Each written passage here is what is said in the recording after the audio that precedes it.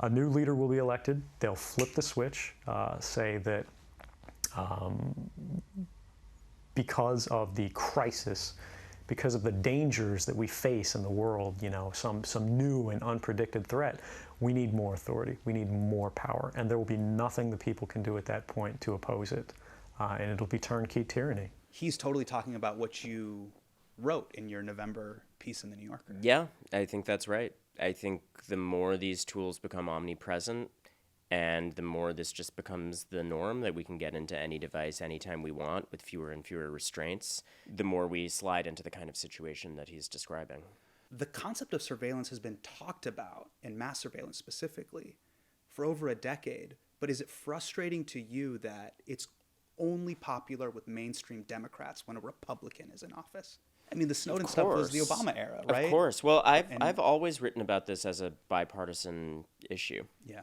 And, my stories on privacy issues have come out under administrations of both parties. Yeah.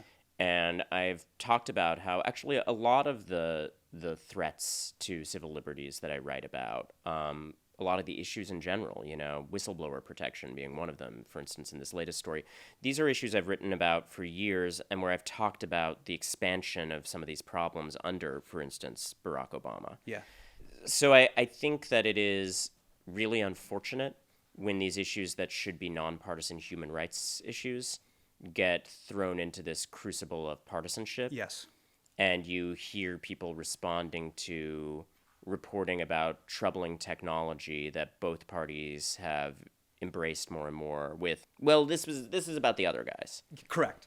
I mean, if Snowden comes out during the Obama years, he's framed by, I'm not going to say all, but many mainstream Democrats as kind of a traitor. Mm-hmm. Had he done that same type of whistleblowing and revealing those types of documents during the Trump years, he certainly, and if I were going to do a DraftKings pick, I would bet that he'd be lauded by mainstream Democrats as this sort of hero, as a patriot. And